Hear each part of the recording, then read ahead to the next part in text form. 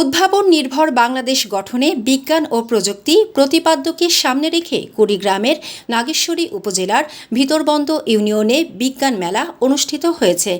বৃহস্পতিবার 11 জুন দুপুরে ভিতরবন্দ ইউনিয়ন পরিষদ চত্বরে এ মেলার আয়োজন করে ভিতরবন্দ জ্ঞান সিন্ধু যুব বিজ্ঞান ক্লাব। মেলার অংশ হিসেবে পলিথিনের ব্যবহার হ্রাস ও পরিবেশ সংরক্ষণ বিষয়ে একটি সেমিনার অনুষ্ঠিত হয়।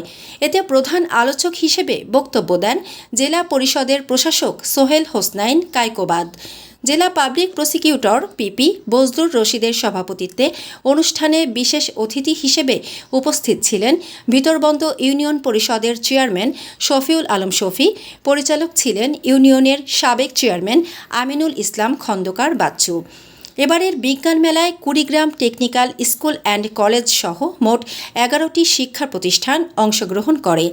মেলার প্রধান আয়োজক ও পরিচালক আমিনুল ইসলাম খন্দকার বাচ্চু বলেন, প্রতি বছর ভিতরবন্দ ইউনিয়নে বিজ্ঞান মেলার আয়োজন করা হয়। এর মাধ্যমে শিক্ষার্থীরা বিজ্ঞান ও প্রযুক্তি সম্পর্কে নতুন নতুন জ্ঞান অর্জনের সুযোগ পায় এবং উদ্ভাবনী চিন্তাভাবনায় উৎসাহিত হয়।